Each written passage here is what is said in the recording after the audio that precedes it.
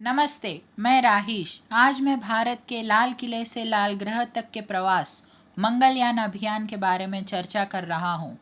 आज सितंबर 24, 2021 मंगलयान को मंगल की कक्षा में पहुँचे 7 साल पूरे हो गए हैं। सितंबर 22, 2014 jet propulsion laboratory JPL, NASA, Pasadena, California, USA। अमेरिकी वैज्ञानिक जश्न मना रहे थे क्योंकि अमेरिका का 64 करोड़ डॉलर का मेवन अंतरिक्ष यान मंगल की कक्षा में सफलतापूर्वक पहुंच गया।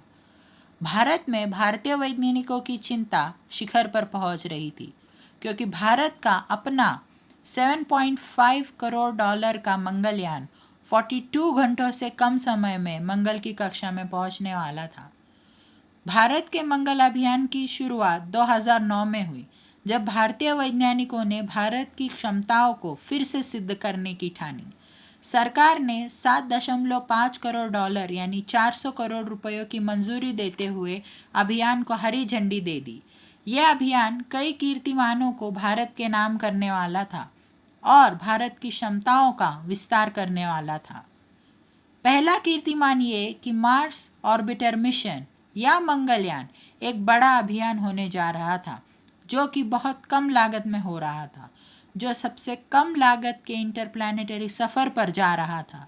दूसरा कीर्तिमान ये कि इतनी कम लागत के बाद भी अभियान को 2013 की मार्स लॉन्च विंडो में प्रक्षेपित किया जाना था। यानी भारतीय वैज्ञानिकों को ये चुनौती कम लागत के साथ साथ कम समय में भी पूरी करनी थी। इस समय तक मंगलयान भारत का अकेला प्रमुख अभियान नहीं था। अभी भारत का चंद्रयान-2 भी पूरे जोरों पर था। अब तक चंद्रयान-2 भारत और रशिया का एक संयुक्त अभियान था।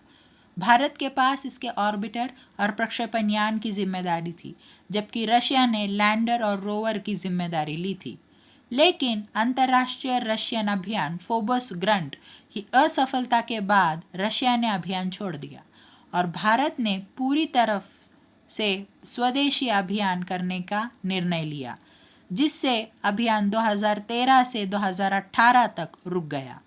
चंद्रयान-2 के ऑर्बिटर को इसरो ने पूरा कर लिया था, लेकिन उतरने वाला भाग 2018 तक तैयार नहीं होने वाला था।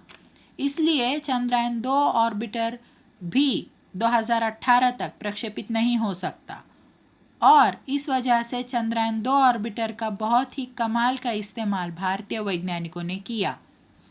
जब पृथ्वी और मंगल सूर्य की कक्षा करते हैं, तब वो दोनों 26 महीनों में एक बार इतने करीब आते हैं कि अंतरिक्ष यान को मंगल पर भेजा जा सके। इस वजह से इसरो को मंगलयान को अक्टूबर-नवंबर 2013 की मार्स लॉन्च विंडो में प्रक्षेपित करना होगा। मतलब भारतीय वैज्ञानिकों को 2 साल से कम समय में एक मंगल अभियान को बनाकर प्रक्षेपित करना था, एक ऐसे अभियान को जिसे सालों का समय लगता है। लेकिन भारतीय वैज्ञानिकों के पास एक योजना थी। उन्होंने चंद्रयान-2 के पहले से बने और जांचे परखे उपकरणों को मंगलयान के लिए इस्तेमाल किया।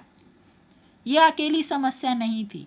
उस समय भारत का विश्वसनीय पोलर सैटेलाइट लॉन्च व्हीकल या PSLV मंगलयान को पृथ्वी की कक्षा में भेजने में सक्षम था, लेकिन मंगल के सीधे रास्ते पर नहीं। भारत ज़्यादा शक्तिशाली GSLV मार्क 2 और GSLV मार्क 3 विकसित कर रहा था और उस समय उनका विकास चल रहा था, इसलिए PSLV अकेला विकल्प था। फिर एक बार भारतीय वैज्ञानिकों के रचनात्मक विचारों ने अभियान को बचा लिया। इसरो वैज्ञानिकों ने मंगल तक जाने का एक नया रास्ता विकसित किया। पहले अंतरिक्ष यान को पृथ्वी की एक दीर्घवृत्तीय यानी इलिप्टिकल कक्षा में प्रक्षेपित किया गया। फिर अंतरिक्ष यान ने अपने प्रोपल्शन सिस्टम की मदद से अपनी कक्षा को बढ़ाया।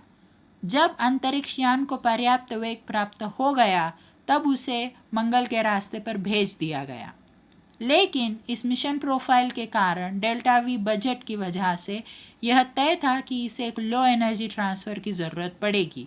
इसका मतलब ये था कि प्रक्षेपण के लिए पहली विंडो 2013 में और अगली विंडो 2018 में थी। इसीलिए अभियान का प्रक्षेपण 2013 में पक्का था। बाकी के अभियान के बारे में हम दूसरे पार्ट में चर्चा करेंगे, जिसका लिंक डिस्क्रिप्शन में दिया गया है। धन्यवाद।